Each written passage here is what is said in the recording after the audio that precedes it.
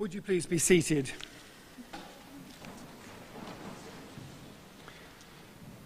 Welcome to St John's and to the Parish Church of Peterborough. I too am a visitor today. I'm Chris Dallaston, I'm the Dean of the Cathedral, and it's a significant privilege and honour to be invited to lead the service today. It's extremely good that we have so many representatives of our faith communities, of civic life, the Lieutenant, the High Sheriff, Mr Mayor, our MP, Leader of the Council, and many councillors here, and also some of our young people. For if this is not a time for our young people to learn the lessons of the past, then there is no other occasion more important that they should do so.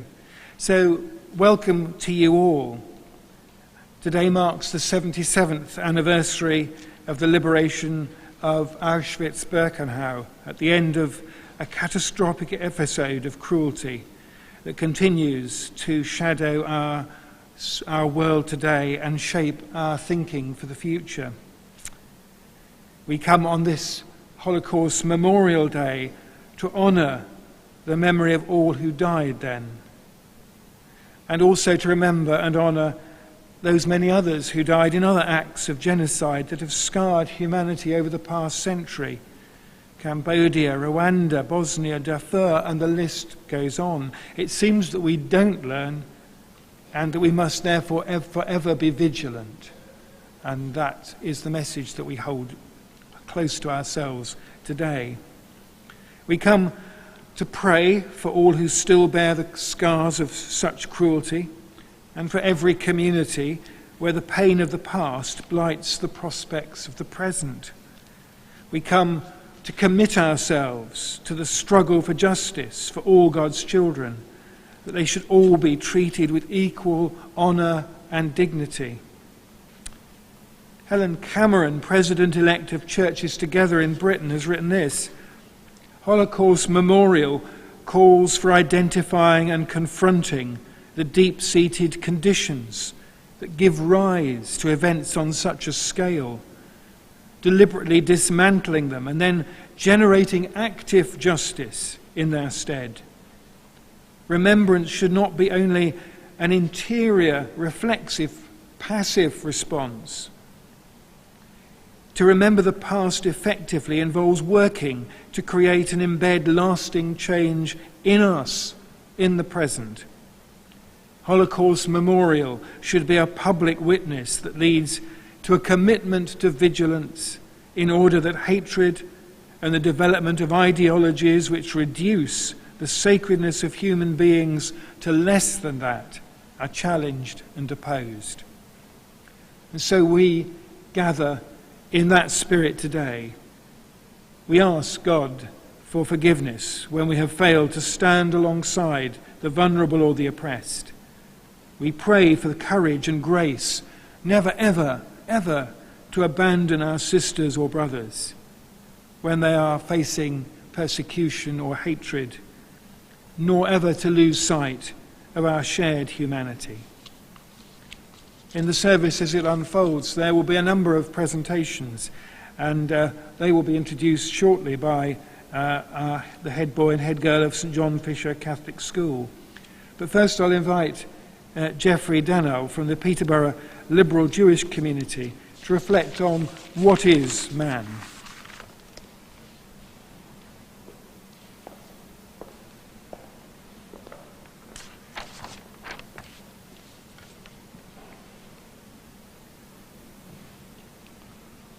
O Lord, what is man that you regard him, or the Son of Man that you take account of him?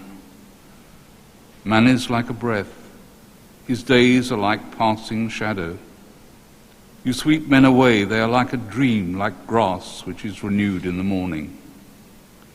In the morning it flourishes and grows, but in the evening it fades and withers.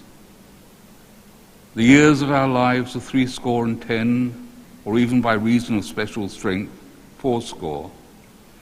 Yet their pride is but toil and trouble. They are soon gone, and we fly away. So teach us to treasure our days, that we may get a wise heart Observe the good man and behold the upright, for there is immortality for the man of peace. Surely God will ransom my soul from the grave. He will then accept me. The Lord redeems the souls of his servants. None of those who take refuge in him will be condemned. Dust returns to the earth as it was, but the Spirit returns to God who gave it.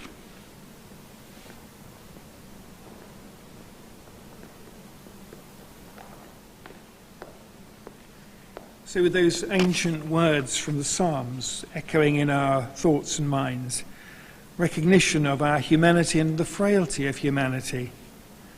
So we pray in penitence as we begin this service for all that has been done or experienced, that has been less than worthy of the humanity, our common humanity in which we share. We hold in a moment of silence all of which we ourselves are sorry or ashamed. Gracious God, on this one day we call to mind other days, days of action and inaction, days of injury and loss. We are conscious of the darkest days and years, when so many lives were cut short by hatred, suffering which continues today.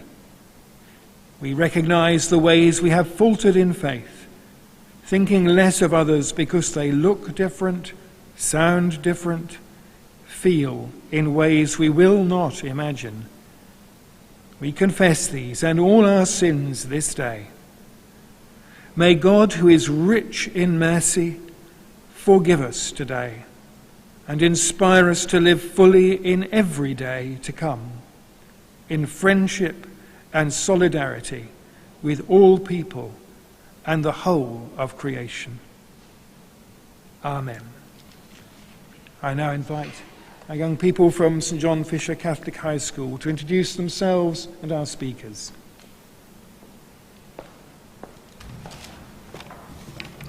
Hello everyone, my name is Mehdi Bigari and I'm here with Joanna Rodriguez, and we are the current head boy and head girl at St. John Fisher Catholic High School.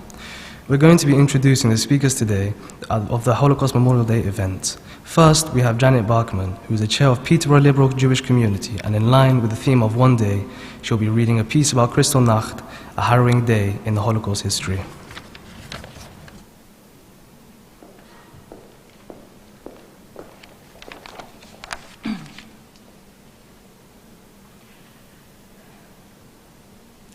On the 9th of November 1938, Ludwig Gutmann watched the synagogue in Breslau burn down. He had already been dismissed from his job as a neurosurgeon at the Wenzel Hanke Hospital in Breslau and assigned to work at the Jewish hospital.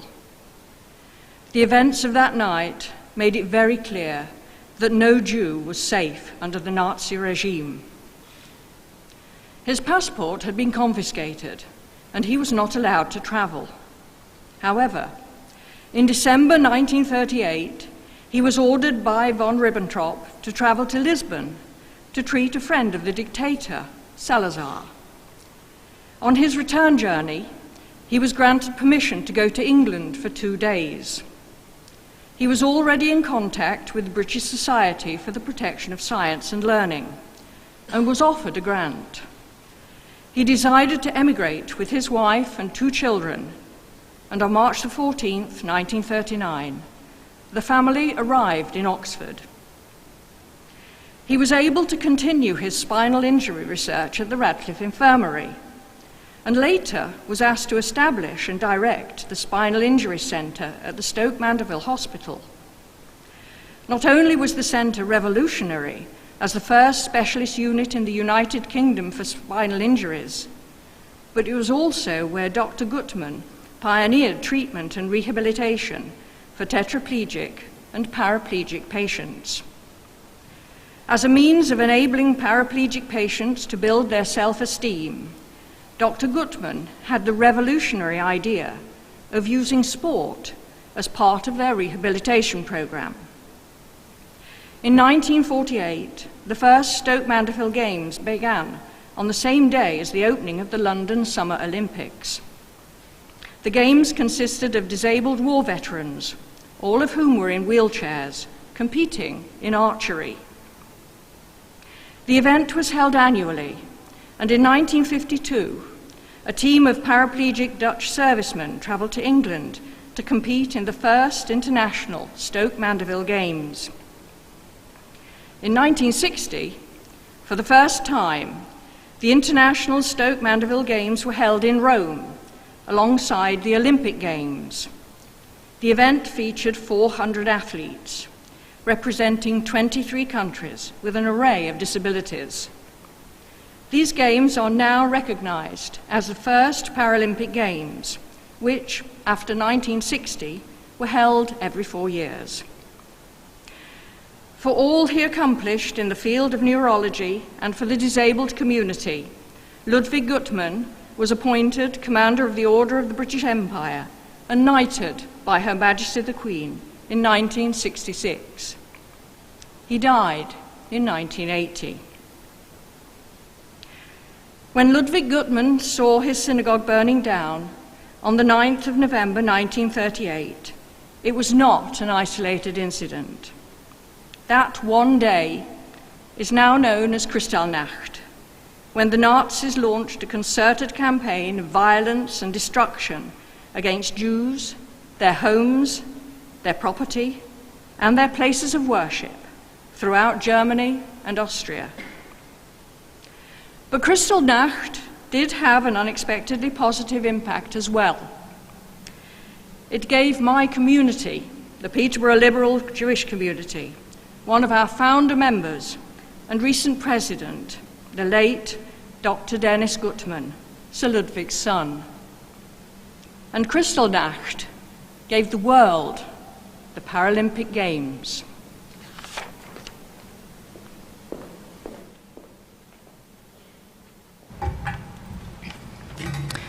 Thank you, Janet. Next we have Annie Jo Dixon and Thomas Robinson from YT Academy, who will be performing Rise Up by Andra Day.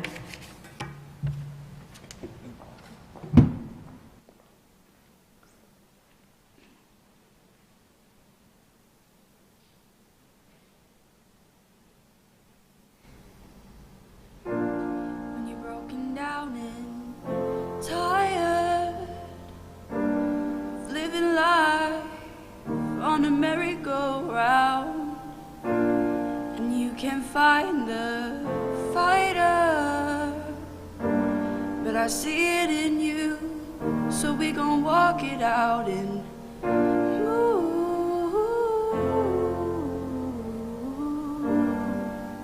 mountains. We gon' walk it out and move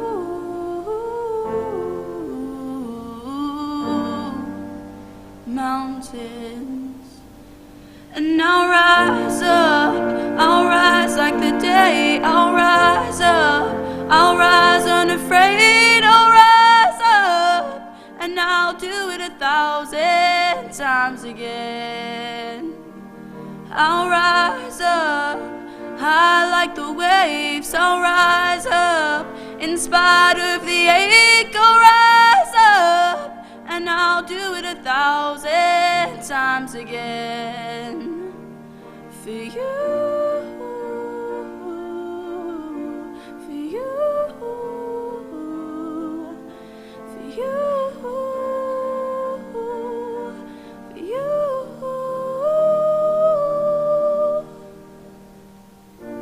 When the silence isn't quiet, feels like it's getting hard to breathe, and I know you feel like dying, but I promise you will take the world to its feet and move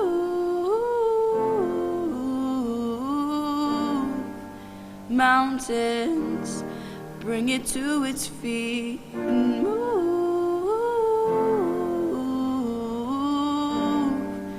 mountains. And I'll rise up, I'll rise like the day. I'll rise up, I'll rise unafraid, I'll rise up, and I'll do it 1,000 times again. For you, for you, for you, for you.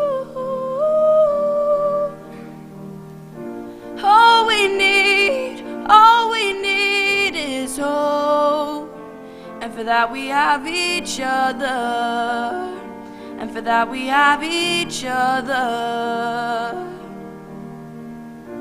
We will rise, we will rise, we will rise. Oh, we will rise. No, rise up, rise like the day. I'll rise up, I'll rise unafraid. I'll rise up, and I'll do it 1,000 times again. And we'll rise up, high like the waves. We'll rise up, in spite of the ache. We'll rise up, and we'll do it 1,000 times again.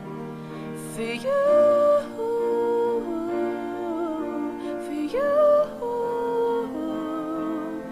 for you, for you.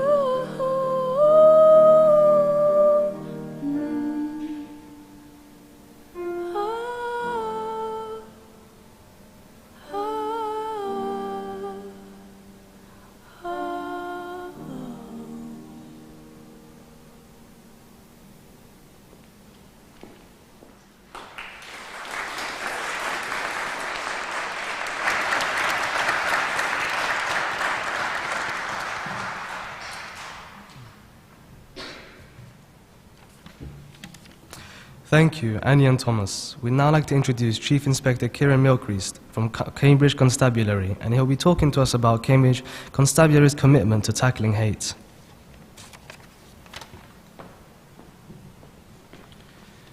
Thank you. Today is about remembrance. We must never forget that the Holocaust was the result of unimaginable hate and intolerance. Cambridgeshire is a county where we encourage and celebrate diversity, and as we remember those murdered during the Holocaust and all those killed in subsequent genocides, it is more important than ever that we stand together to unite in creating, maintaining and empowering a cohesive community. With the complex challenges that modern society brings, we must never lose sight of the real concerns of those in the community that are vulnerable, feel isolated or victimised. As police, we need to be alive to the needs and demands of our communities. We cannot police if we do not have the consent of the public, and equally, we could not be effective if the whole community decided that what happens to others is of no concern to me. You may have heard that nationally hate crime has risen.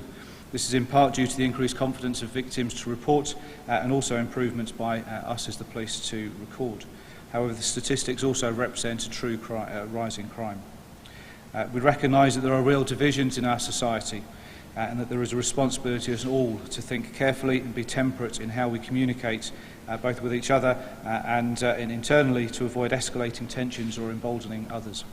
As we remember the horror of the Holocaust, I can assure you that Cambridgeshire Constabulary will remain focused on policing communities and on investing our resources and working with local partnerships to tackle the real issues of hate and intolerance. We will continue to work with victims to help us understand the existing issues within our communities and how we can best serve the public, utilising our resources to the best effect. We will continue to work with offenders to work against the spread of hate through enforcement and out-of-court disposals in order to tackle crime and support rehabilitation. The work of our officers in assisting to educate young people and the great work that I know some of the community groups in Peterborough are carrying out is testament to how we continue to endeavour to build a strong and unified community. There can never be any excuse for hate crime in any shape or form. We understand that hate crimes have particularly damaging impact on victims, and we would urge you to encourage anyone who suffers hate or receives a serious threat against them to report it to us. So let's reject indifference and stand united together against hate and intolerance to make our communities safer.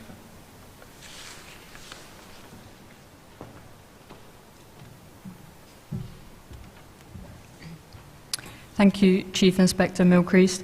Now we would like to welcome Melissa D'Ambrosio, former head girl and youth MP for Peterborough, who will be sharing a piece called A Snapshot of Yesterday, A Picture for Tomorrow.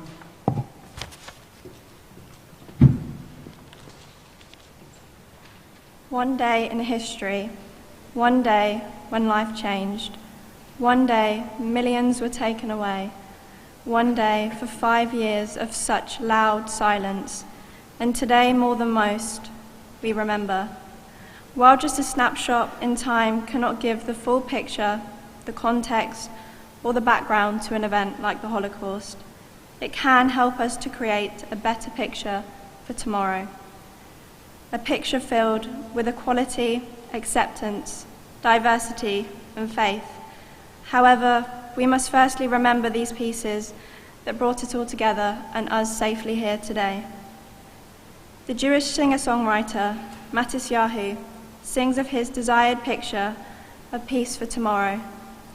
All my life I've been waiting for, I've been praying for the people to say that we don't want to fight anymore, there'll be no more war, and our children will play. One day, one day, one day. Peterborough is a perfect example of what this picture could look like, filled with a rich tapestry of culture, ethnicity, languages and religion, and as Youth MP I'm immensely proud to be a part of it. And so, as Lotte Kramer emphasised, let only sun and water rule, unchallenged over silent pain. Let these indescribable events in the past be a lesson to us that there is no place for division and hatred, and that we are strengthened through our differences.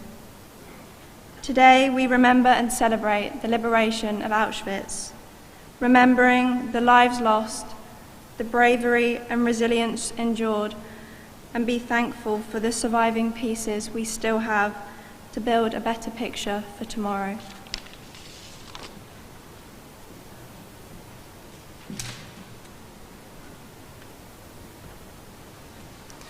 Thank you, Alicia. Next, we have Femi Olasoko, who is a Near Neighbours Coordinator of Peterborough.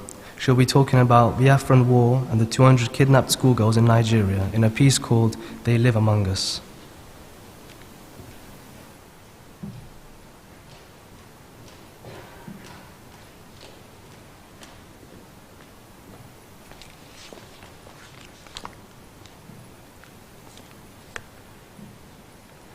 I've entitled my piece today, They Live Among Us.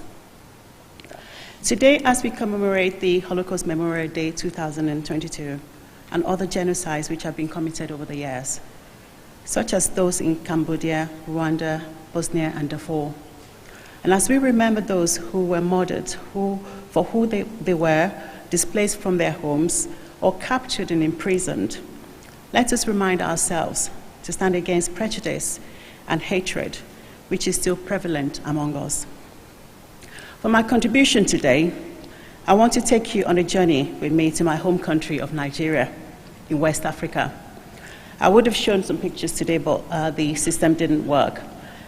Some here may be old enough to remember the Nigerian Civil War, tagged the Biafran War, which took place between 1966 and 1970, during which Nigeria recorded about 100,000 military casualties.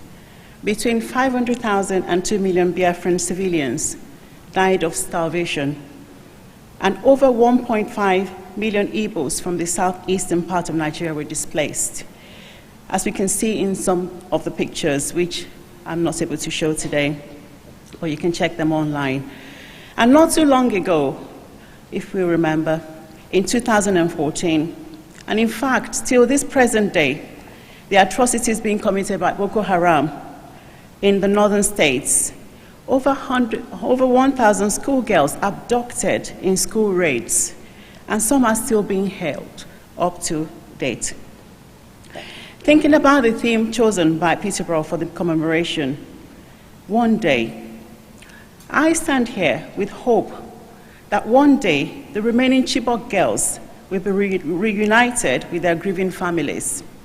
That one day, girls all around the world will be given the freedom to go to school. That one day, leaders across the nations, across counties, across states, across countries and continents, will choose above personal interest, ego, prejudice, or financial gain the protection, dignity, and human rights of the people that they rule over. Finally, that each day, we all, in all of our neighborhoods, in our cities, in our counties, in our states, in our countries, in our continents, would examine our actions, our words, our decisions in the light of the common good and for a better humanity. Let's remember those who were responsible and are still responsible for genocides and atrocities lived, and they still live among us. Thank you.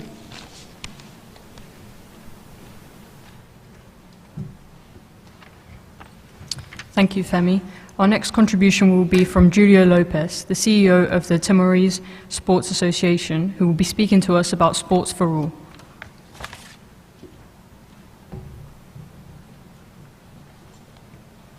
Today, Memorial Holocaust is a history that belongs to all of us, to a small community in Peterborough, to all the groups that ran sport for young and vulnerable adults. We committed, and together we hope we can fight hate crime within our young and vulnerable adults within a minority community in Peterborough.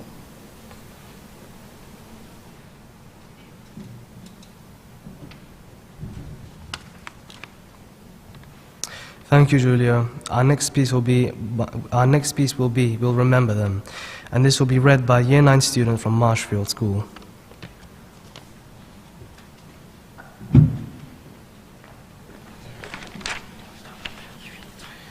We Remember Them by Sylvian Cammons and Rabbi Jack Ream. At the rising of the sun and it is going down, we remember them. At the blowing of the wind and in the chill of winter, we remember them. At the opening buds in the rebirth of spring, we remember them. At the blueness of the skies in the warmth of summer, we remember them. At the rustling of the leaves and in the beauty of autumn, we remember them. At the beginning of the year and when it ends, we remember them. As long as we live, they too will live, for they are now a part of us, as we remember them. When we are weary and in need of strength, we remember them. When we are lost and sick at heart, we remember them. When we have joy we crave to share, we remember them.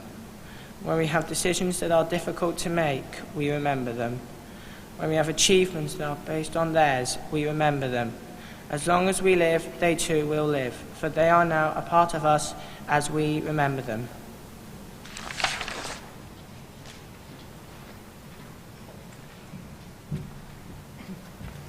Thank you.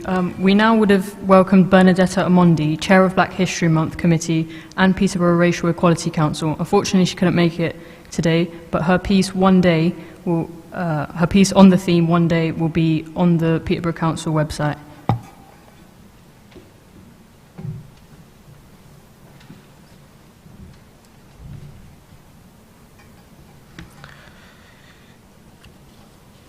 We are honoured to invite Vice Lord Lieutenant for Cambridgeshire, Mr. Benjamin Damatza, to share his contribution, which is titled My Aunt Nadia.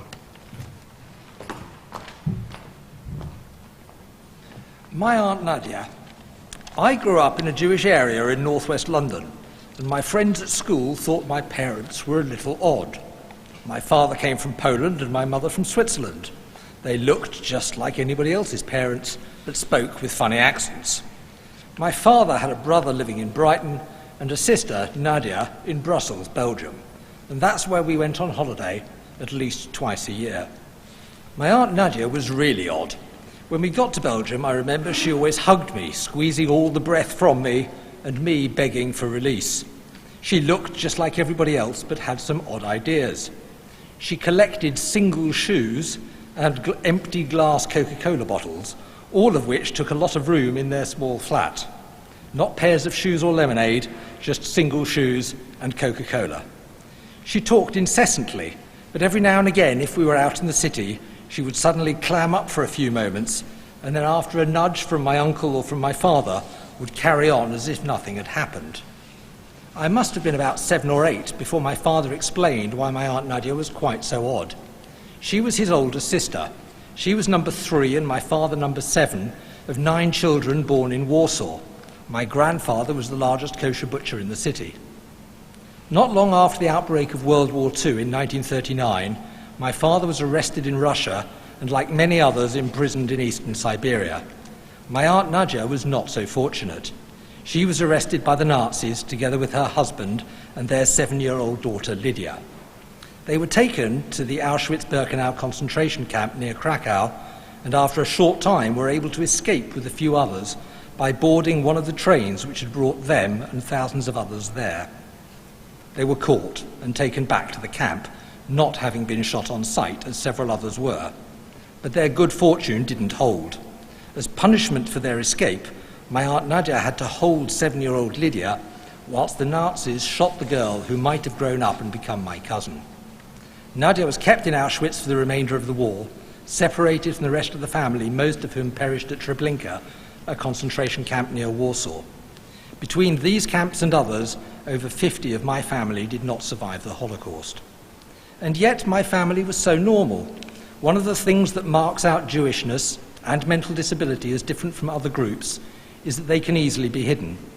One of the many beliefs held by the Nazis and other anti-Semites is that Jews are obviously Jewish because they all have big noses, swarthy skin, dark hair, and behave in a particular way, and that is frequently, certainly then, depicted in cartoons in that way.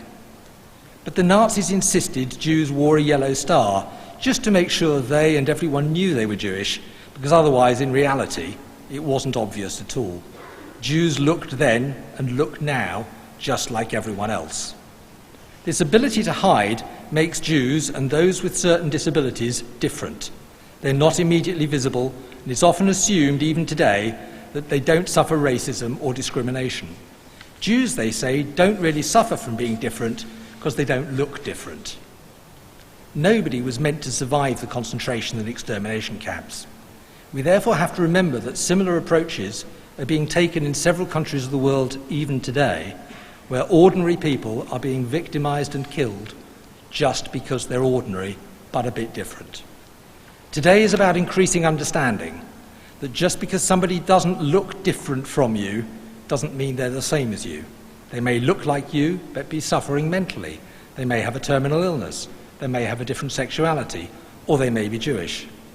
You don't have to be friends with everyone. You just have to treat everyone with dignity and sensitivity, whether they look like you or not.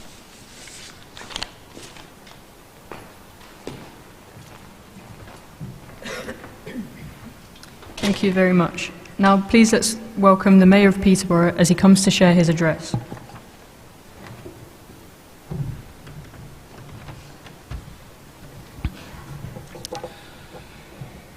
You didn't think about yesterday, and tomorrow may not happen. It was only today that you had to cope with, and you got through it as best as you could. As words written by I.B. Nil, survivor of the Holocaust. And that quote from Holocaust survivor I.B. Nil is particularly poignant this year, as the theme for Holocaust Memorial Day 2022 is one day. Survivors of the Holocaust and of genocide often talk about the one day when everything changed, sometimes for the worse, sometimes for the better. Holocaust Memorial Day is one day each year, and this year it is today, 27th of January, and that we put aside differences to come together to remember, to learn about the Holocaust, Nazi persecution, and the genocides that followed in Cambodia, Rwanda, Bosnia, Darfur, and other places, in the hope that there may be one day in the future with no genocide. Here in Peterborough, we welcome all, and we take pride in our history of leading by example, and have welcomed refugees and those seeking asylum from war-torn countries worldwide.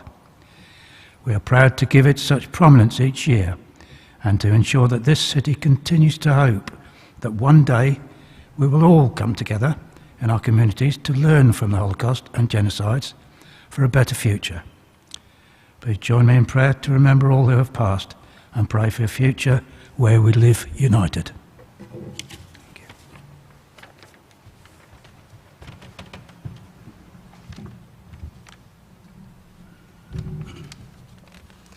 Thank you. Finally, we'll hand over to the very Reverend Chris Dallaston, who will close this part of the commemoration.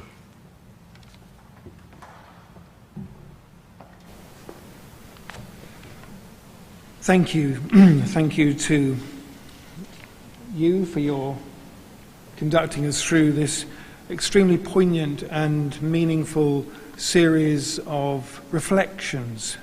On behalf of everyone here, I think I want to say how profoundly some of the stories we've heard have touched our hearts and our minds. And while we have heard stories of some terrible suffering, so also we've heard the stories of hope. I loved the story we began with about from Kristallnacht. We have that extraordinary sense of the triumph of the human spirit that will overcome all forms of discrimination, hatred, and issues about ability, and recognize that we can celebrate hugely humanity. And here, in hope and in confidence and in trust and in conviction, we come to end this ceremony not with a sense of despair or hopelessness, but with confidence that we will overcome one day. So we're going now to conclude our service by following the Mayor and the Mayor's procession to the memorial of stone in just outside the west end of the church here, where the Mayor will lay a wreath on behalf of the city, where Geoffrey Donnell will read the memorial prayer and the Kaddish. And after that, you have some cards, I hope, and we'll make a shared commitment to the future, to justice, to peace, and to righteousness. Thank you for being with us today.